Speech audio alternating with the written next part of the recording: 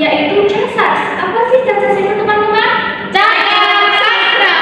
Nah, teman-teman sudah mengenal nih nama podcast kita. Selanjutnya kita akan berkenalan terlebih dahulu agar teman-teman di rumah juga tahu nih siapa kita yang ada di depan kalian ini. Nah, perkenalkan nama aku Hesti Agustini dengan akhiran NIM 008 dan di sebelah kanan aku. Halo, perkenalkan nama aku Putri Yuliana Maraslina dengan NIM akhiran 016. Halo, perkenalkan nama aku Nabila Sindira Takwa dengan akhiran NIM 021 dan di sebelah kiri aku ada Namaku Vita Wirawati dengan akhiran NIM 014. Perkenalkan namaku Putri Reza Umami dengan akhiran NIM 013.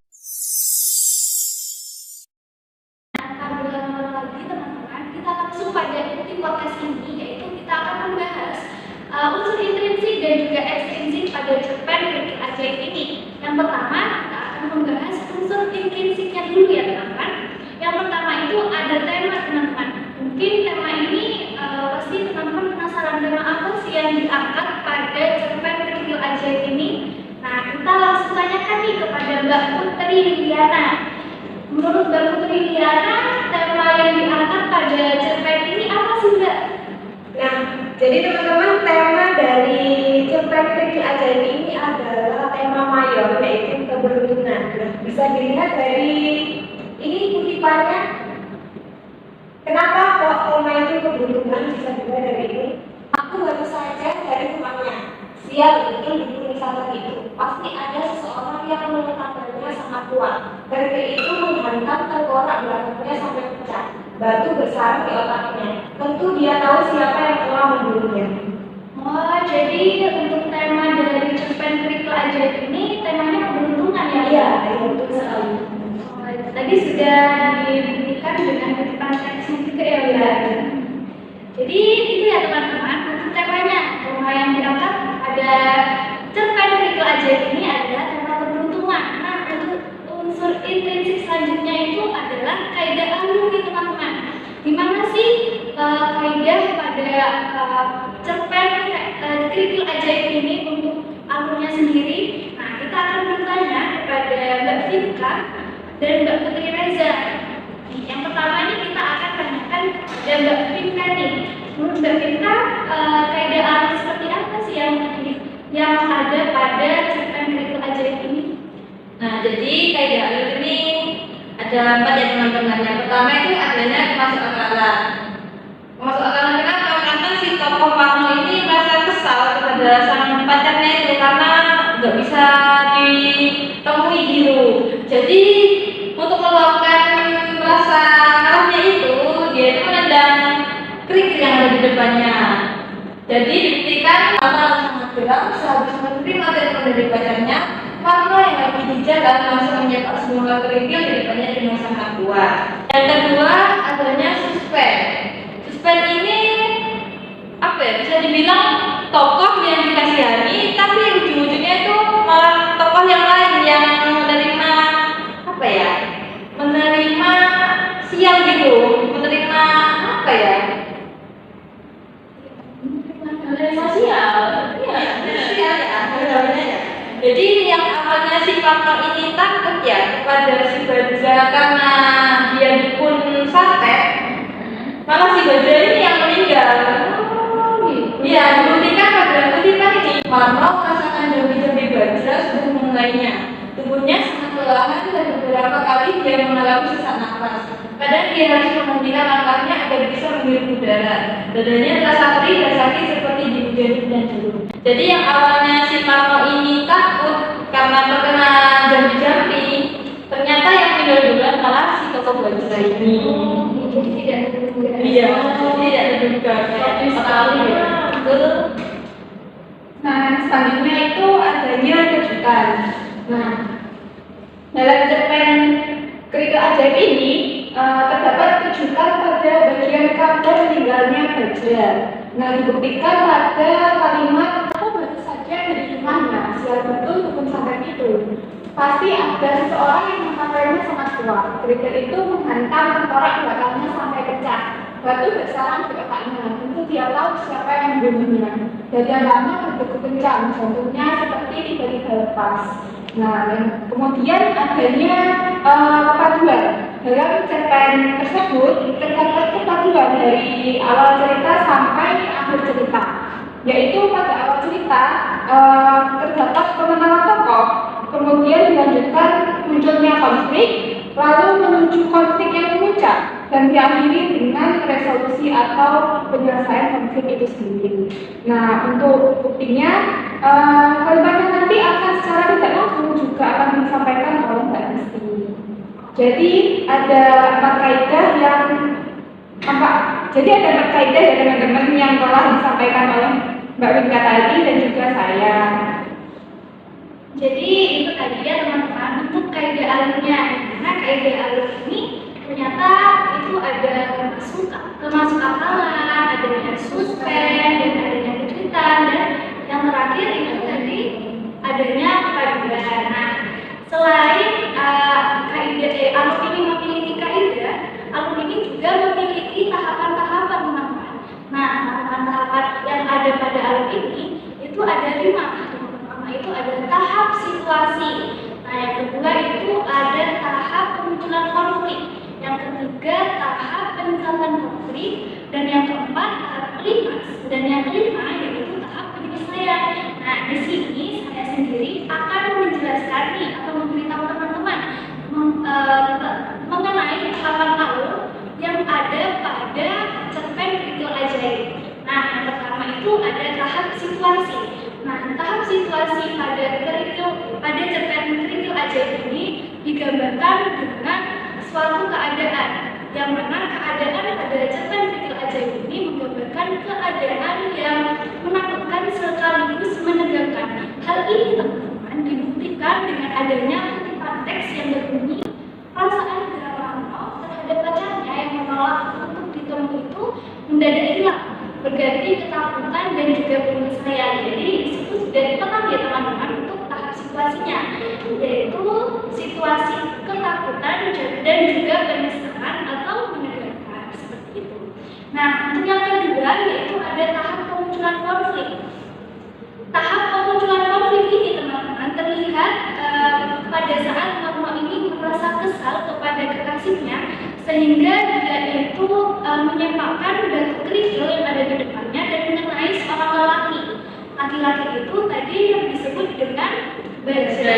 Nah, itu tadi laki-laki yang terkena sempakan batu kerikil yang ditendang oleh si Marmo ini. Nah, karena dia merasa kesakitan si Bajra ini, dia itu marah dan dia itu punya niatan untuk membunuh Marmo ini karena apa yang telah dia alami itu dia merasa sangat marah seperti itu. Nah, untuk yang ketiga yaitu adanya peningkatan konflik. Nah, di peningkatan konflik ini teman-teman terlihat di mana desa yang dihuni oleh Bajra ini setiap tahunnya itu selalu ada orang yang meninggal, dan meninggalnya itu tidak wajar. Dan ada tetangga Bajra ini yang bernama Musim, dia itu kehidupannya mapan, dia bertetangga dengan Bajra.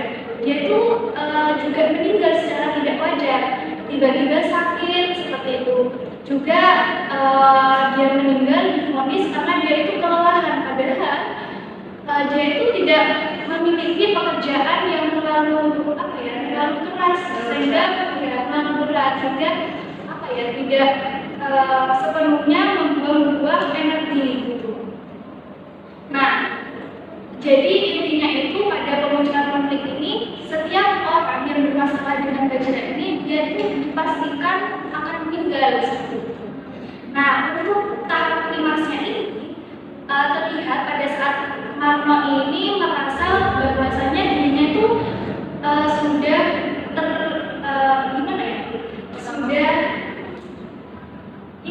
sudah merasa dirinya itu terguna-guna oleh ilmu hitam yang dikuasai atau yang dimiliki oleh Bajra ini, sehingga dia itu karena dia merasakan sesak, tidak bisa mengatur nafasnya, dadanya terasa perih dan juga sakit, dia itu merasa wah ini sepertinya aku terkena guna-gunanya si Bajra.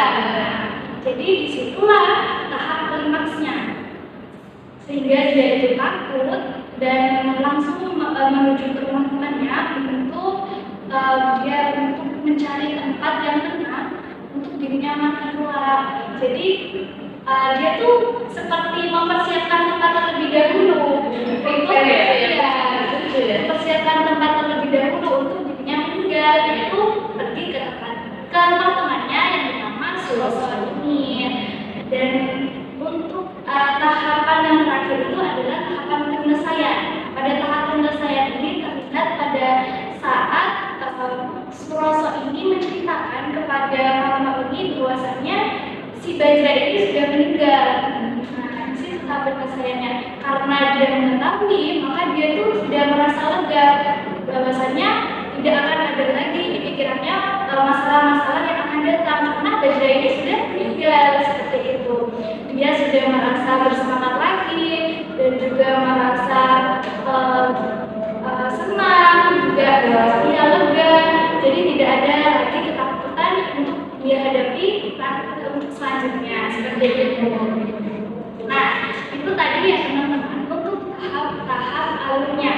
Nah, sekarang kita akan beralih pada latar.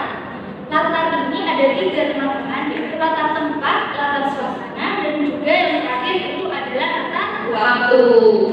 Nah, untuk latar tempat ini kita akan bertanya kepada Mbak Putri Liliana. Latar tempat apa sih yang ada pada cerpen Kerikil Ajaib ini?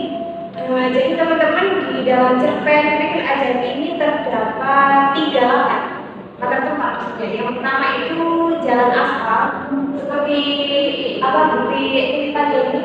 Jalan aspal ini adalah jalan yang sering dibuat Marno untuk telepon pacarnya ya. Untuk latar tempat yang kedua yaitu di kota kecamatan ini Marno yang sedang lari. Jadi Marno itu lari karena dikejar oleh Bajra. Dibuktikan dari Marno tiba di kota kecamatan sebelum kemudian sebelumnya belum pernah dia berlari sejauh dan secepat itu dengan durasi yang hampir 8 menit. Dan untuk latar tempat yang terakhir yaitu di rumah Suroso. Nah, rumah Suroso ini adalah rumah tempat Marno bersiap untuk Marno sudah memilih rumahnya Suroso untuk tempatnya meninggal nanti. Dan dibuktikan sebelum mati dia ingin mencari tempat mati yang tenang, setidaknya bukan di jalan. Jadi dia berusaha payah menelusuri jalan ke rumah Suroso. Jadi latar tempatnya ini ada 3 tadi ya Mbak Putri ya? Iya. Yaitu ada jalan aspal, tempat kecamatan, dan yang terakhir itu ada rumah Suroso. Nah, kita sudah tahu nih teman-teman latar tempat apa saja yang ada pada cerpen Kerikil Ajaib ini. Nah, selanjutnya kita akan beralih pada latar suasana. Latar suasana seperti apa sih yang digambarkan pada cerpen Kerikil Ajaib ini? Nah, kita langsung tanyakan kepada Mbak Fitri. Gimana Mbak? Baik, setelah saya baca ya teman-teman, latar suasana di cerpen Kerikil Ajaib karya Alam ini ada 3. Yang pertama, suasana kesal. Kesal kenapa? Si Marno kan kesal tuh habis telepon pacarnya. Nah, itu dibuktikan pada kutipan lantaran sangat geram seharus menerima telepon dari pacarnya. Marno yang lagi di jalan harus menyepak sebuah kerikil di depannya dengan sangat kuat. Suasana yang kedua adalah menyesal. Menyesal kenapa? Menyesal karena kakak ini sudah menendang kerikil yang ada di depannya itu, dan kerikil itu terkena si Bajra itu. Ya, terbukti dengan kutipan dia sangat menyesal telah menyepak kerikil yang tergeletak di badan jalan aspal itu yang kayak kencang menghantam tempat belakang Bajra.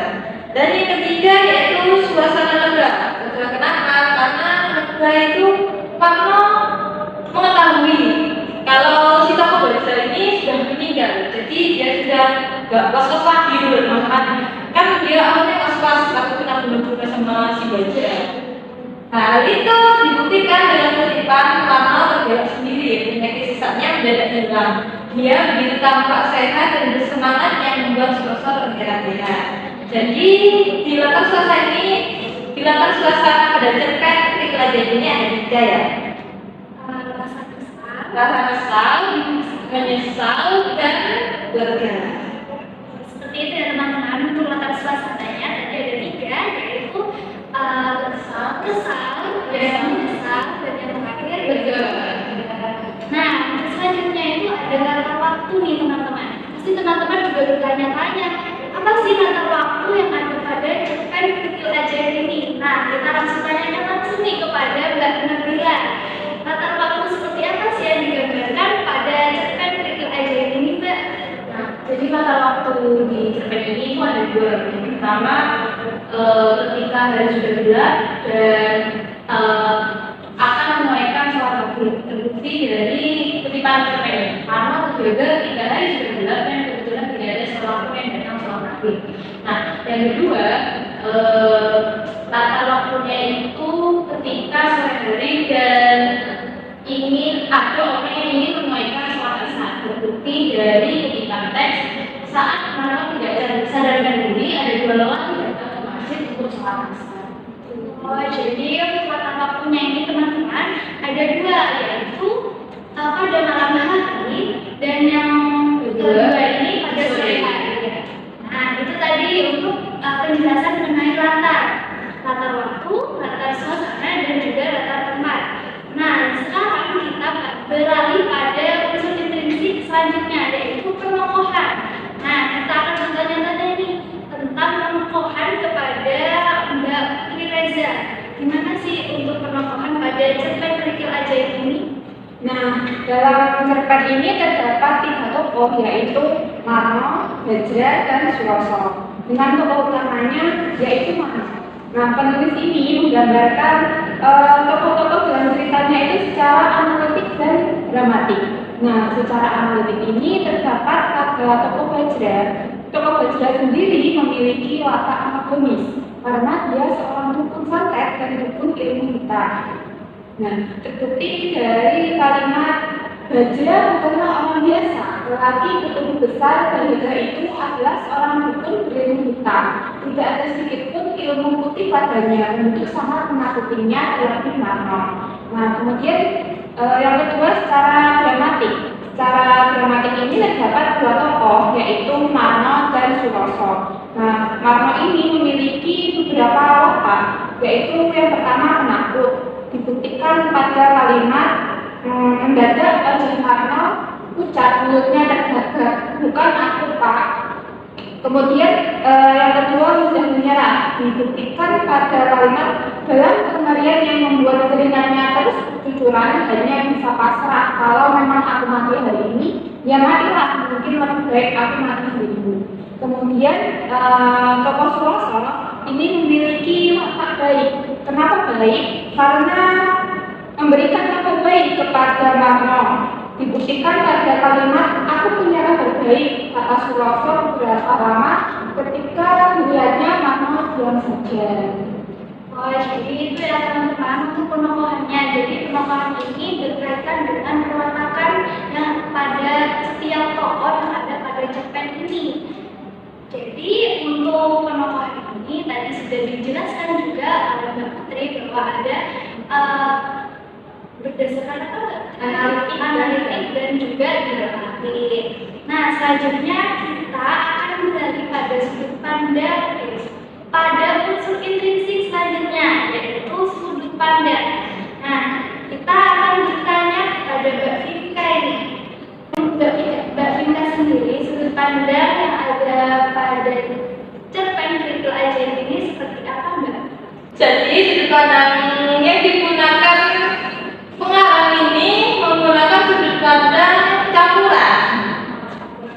Dilihat dari kutipannya ya, yang pertama ada aneh, tangannya tidak bisa digerakkan. Jangan-jangan dukun itu sudah menyandarku, pikirnya ngeri. Apakah sekarang aku sudah berada di dalam kubur? Berartinya begitu sadar dan mengingat kejadian siang tadi. Nah, dalam kutipan itu pengarang menggunakan sudut pandang orang pertama, yang dimana fokus ceritanya itu terfokus pada si tokoh Marno ini. Jadi, ya, betul. Jadi apapun yang dialami si tokoh Marno ini selalu di highlight gitu dalam ceritanya, jadi selalu tersorot gitu. Betul. Nah, terus yang kutipan ini, Marno merasakan jambi-jambi Bajra sudah mengenainya. Tubuhnya sangat kelelahan dan beberapa kali dia mengalami sesak napas. Kadang dia harus menghentikan langkahnya agar bisa menghirup udara. Dadanya terasa perih dan sakit seperti dihujani bulan jarum. Dia merasa bahwa dirinya akan mati malam ini. Sebelum mati, dia ingin mencari tempat yang benar. Nah, dalam kutipan tersebut, pengarang menggunakan sudut pandang orang ketiga. Orang ketiga yang mana? Orang ketiga yang serba tahu.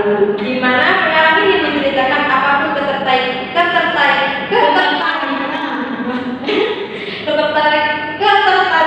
tokoh utama. Tokoh utamanya kan si Marno itu ya. Berdasarkan apa? Pemikiran, wataknya, kejadiannya, perasaannya, latar belakangnya dari si tokoh Marno ini. Jadi itu ya teman-teman, untuk sudut pandangnya ini ada sudut pandang campuran dengan adanya orang pertama, sudut pandang orang pertama dan juga sudut pandang orang ketiga sudah tahu. Nah, itu tadi untuk sudut pandang. Nah, selanjutnya kita beralih pada unsur intrinsik yang yaitu gaya bahasa. Nah, kita akan bertanya nih kepada Mbak Putri Juliana. Menurut Mbak Putri, gaya bahasa yang ditampilkan pada cerpen Kerikil Ajaib ini seperti apa? Jadi gaya bahasa di dalam cerpen Kerikil Ajaib ini sebetulnya banyak ya. Tapi di sini saya menemukan 3 gaya bahasa. Yang pertama yaitu metonomia, terus yang kedua ada sarkasme, dan yang ketiga ada hiperbola. Nah, dalam kutipan ini yang pertama adalah mengandung gaya bahasa metonimia. Kenapa seperti itu? Karena gaya bahasa itu menggunakan nama tubuh, ciri-ciri, gelar, ataupun yang lainnya sebagai panggilan. Dibuktikan dari kutipannya, dia memandangi sekeliling seraya menggerakkan tangan. Tangannya terangkat perlahan, dirasakan sekujur tubuhnya sakit dan pegal-pegal. Dia meraba dadanya. Jadi kalimatnya itu banyak mengandung kata nama-nama bagian tubuh. Oke, untuk yang selanjutnya yaitu gaya bahasa sarkasme. Gaya bahasa sarkasme ini adalah gaya bahasa yang disampaikan dengan sangat kasar. Dibuktikan dari kutipannya yaitu, nah sekarang bisa ditebak kalau Marno segera meninggal, tak lama lagi dia akan mati. Marno ini adalah manusia ya, sedangkan mati ini biasa digunakan untuk hewan. Dan yang terakhir adalah gaya bahasa hiperbola. Dan gaya bahasa hiperbola ini adalah gaya bahasa yang sengaja dibuat secara berlebih-lebihan. Dalam kutipannya yaitu, aku demam, mungkin aku akan mati malam ini. Padahal Marno hanya kelelahan karena terus berlari, tapi Marno ini menganggap bahwa dia itu akan mati. Cuma ngapa aja, tapi dia pikir kalau dia bakal mati seperti itu. Nah, itu teman-teman, gaya bahasanya. Gaya bahasa ini juga ada 3. Yang pertama itu ada apa berarti? Metonimia, Metonomia, dan yang kedua sarkasme, dan yang ketiga ada hiperbola.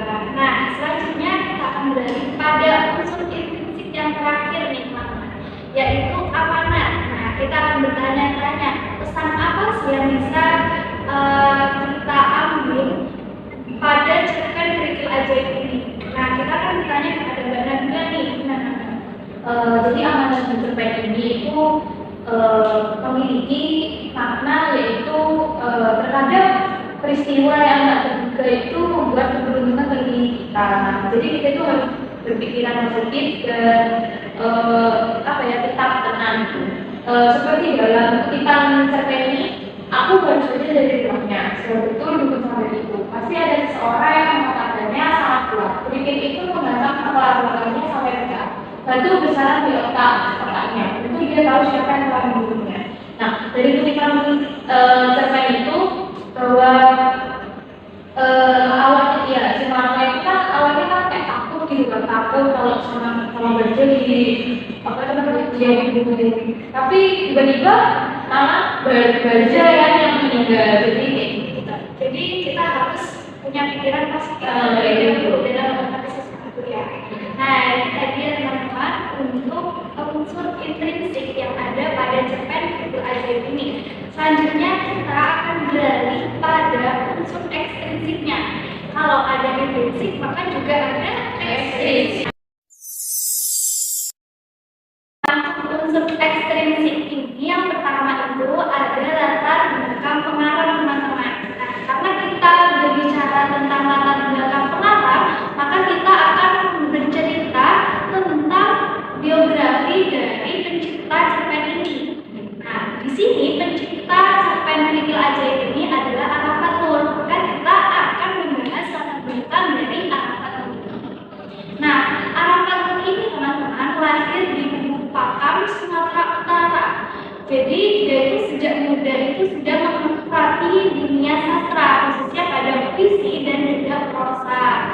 Nah, mengawali di dunia sebagai penulis itu, yaitu mengawalinya itu pada tahun 1997. Nah, pada saat itu karya-karyanya itu sudah terpublikasi di media massa. Nah, juga terpublikasi di sejumlah daerah, yaitu di Sumatera Utara, khususnya tempatnya dia tinggal, di Nomor Aceh Darussalam, maupun di Jakarta. Nah, untuk produktivitasnya ini sebagai penulis itu meningkat pada saat dia itu pindah ke Loksemawe di Nomor Aceh Darussalam.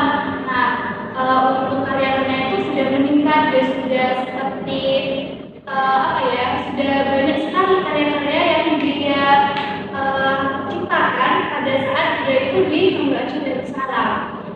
Sehingga hal ini melatar belakangi tema-temanya itu diangkat berdasarkan kehidupan dari masyarakat Nomor Aceh Darussalam ini, teman-teman. Selain dia menjadi penulis, ternyata dia itu memiliki latar belakang bahwasanya dia itu pernah mengajar sebagai guru honorer. Jadi dia itu pernah menjadi guru honorer. Nah, selain guru honorer juga, dia itu pernah menjalani profesinya itu sebagai jurnalistik, seperti itu. Nah, dengan adanya karya-karya yang dia ciptakan, nah karya itu membuat dirinya itu mendapatkan penghargaan yang sangat luar biasa, dan juga karya-karyanya ini bisa dibilang juga sangat luar biasa karena tidak mudah kan untuk mendapatkan penghargaan ini. Nah, juga untuk penghargaan yang didapati oleh Arafat Nur ini juga banyak dan itu juga diakui seperti itu. Nah, selanjutnya kita akan membahas latar belakang masyarakat. Selain ada latar belakang pengarang, kita juga ada latar belakang masyarakat, ada unsur ekstrinsik ini. Nah, untuk unsur ekstrinsik tentang latar belakang masyarakat ini, kita akan tanyakan kepada Mbak Fitri Reza. Bagaimana sih Mbak untuk latar belakang masyarakat yang ada pada cerpen Kerikil Ajaib ini? Nah, sebelum kita bahas ke dalam, kita harus tahu dulu latar belakang masyarakat itu apa. Latar belakang masyarakat ini adalah unsur ekstrinsik yang berasal dari kondisi lingkungan masyarakat di mana penulis berada, sehingga mempengaruhi penulis dalam membuat karyanya. Nah, tadi kan sudah disinggung sama Mbak Esti bahwa pekerjaan dari Arafat Nur ini beliau pernah bekerja sebagai guru honorer dan juga seorang jurnalis. Nah, pada saat penulisan cerita ini, beliau mengajar di STKIP PGRI Ponorogo. Nah, di Ponorogo ini, teman-teman, seperti yang kita ketahui bahwa masih sangat kental dengan hal mistisnya. Nah, kemungkinan penulis mendapatkan inspirasi dari kotanya saat dia tinggal saat ini. Nah, ditambah juga kondisi sosial penulis yang bergaul dengan masyarakat langsung, sehingga penulis dapat mengetahui masalah sosial yang ada pada lingkungan itu. Seperti itu. Oh, jadi untuk latar belakang masyarakat ini diambil dari keadaan masyarakat, sehingga dibuatkanlah itu sebuah karya. Seperti itu, bisa diambil dari kehidupan masyarakat ya.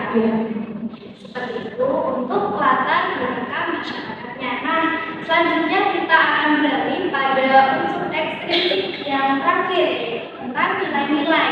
Nah, di sini ada berapa ya teman-teman? Ada 4. Yang pertama itu ada nilai moral, agama, dan budaya dan sosial. Nah, Nah, yang pertama yaitu ada nilai moral, teman-teman. Nah, kita akan bertanya kepada Mbak Vika nih, nilai moral apa yang ada pada cerpen Kerikil Ajaib ini? Nah, nilai moral yang bisa kita ambil dari cerpen Kerikil Ajaib ini adalah jika memiliki masalah sebaiknya jangan dipendam, jangan diluapkan dengan amarah.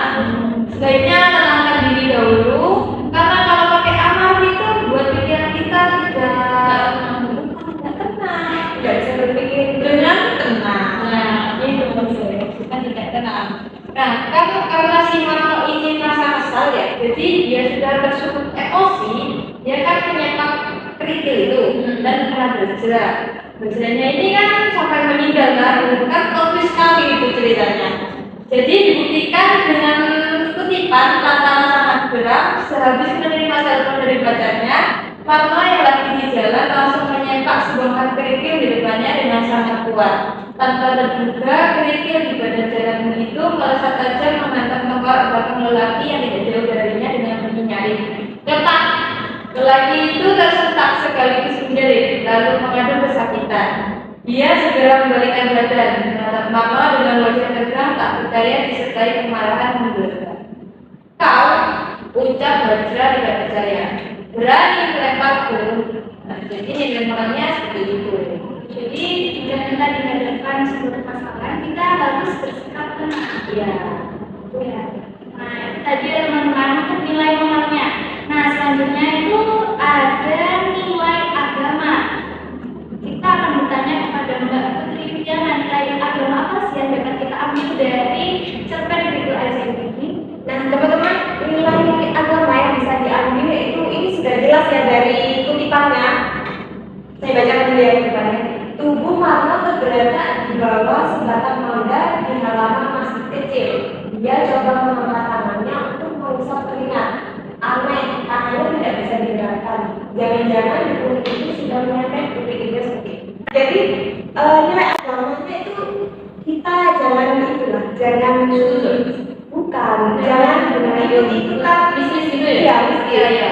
Ilmu hitam, jangan sampai kayak gitu. Meskipun kita kayak sebel sama orang itu, tapi jangan sampai kita ke arah Nanti. ya. Dan juga ada lagi nilai agamanya yaitu kita jangan berburuk sangka terus sama orang. Makanya kan selalu berburuk sangka ya sama orang, sama Bajra ya. Jadi kita jangan berburuk sangka kalau seumur orang. Nah, jadi itu ya teman-teman untuk nilai agama yang bisa kita ambil dalam cerpen Kerikil Ajaib ini. Nah, selanjutnya itu ada nilai budaya. Nah, kita akan bertanya kepada Mbak Nabila, nilai budaya apa sih yang dapat kita ambil dalam cerpen Kerikil Ajaib ini? Nah, nilai budaya yang dapat diambil itu adalah masyarakat di sana yang masih kental dengan percaya dengan hal mistis gitu loh. Kayak ini kutipan cerpennya, Bajra bukan orang biasa, lelaki begitu besar dan juga itu adalah seorang dukun berilmu hitam. Tidak ada sedikit pun ilmu putih padanya. Penduduk sangat menakutinya, terlebih Marno, tidak ada yang berani melawannya. Orang-orang yang berani menentangnya akan mati atau setidaknya mencari. Jadi masyarakat itu masih kental banget gitu loh, percaya sama hal mistis kayak gitu. Nah, itu ya teman-teman untuk nilai budayanya. Jadi kita tidak boleh percaya dengan hal mistis, karena kita harus percaya bahwasanya kita ini akan mendapatkan pertolongan dari Tuhan. Jadi kita harus percaya kepada Tuhan kita sendiri. Nah, seperti itu. Nah, yang terakhir itu adalah nilai sosial. Nah, pasti teman-teman di sini bertanya-tanya tentang nilai sosial apa yang bisa diambil dari cerpen Kerikil Ajaib ini. Nah, nilai sosial yang ada pada cerpen Kerikil Ajaib ini yaitu bekerja sama. Nah, kita sebagai makhluk sosial ini kita harus menerapkan budaya yaitu bekerja sama, saling menolong-menolong. Nah, di situ juga ada kutipan teks yang mana menggambarkan nilai sosial yang ada pada cerpen Kerikil Ajaib ini, yaitu berbunyi, dulu dia sering menginap di rumah Sonoso untuk membuat pekerjaan rumah bersama, tetapi sampai 10 soal baca masing-masing. Nah, di situ sudah tertera sekali ya untuk nilai sosialnya, yaitu mereka Suroso dan Laura ini sering melakukan atau mengerjakan tugas sekolahnya itu secara berkelompok atau bersama seperti itu. Jadi ada unsur tolong menolongnya di dalamnya itu. Nah, itu tadi ya teman-teman untuk nilai sosialnya. Sekarang sudah selesai nih kita membahas ini. Seru sekali untuk pembahasannya pada tugas ini. Nah, itu tadi teman-teman untuk pembahasan unsur intrinsik dan juga ekstrinsik dari kami. Semoga bermanfaat untuk teman-teman sekalian, dan kami memohon maaf jika ada salah kata atau penyampaian yang kurang berkenan di hati teman-teman. Kurang lebihnya mohon maaf. Wassalamualaikum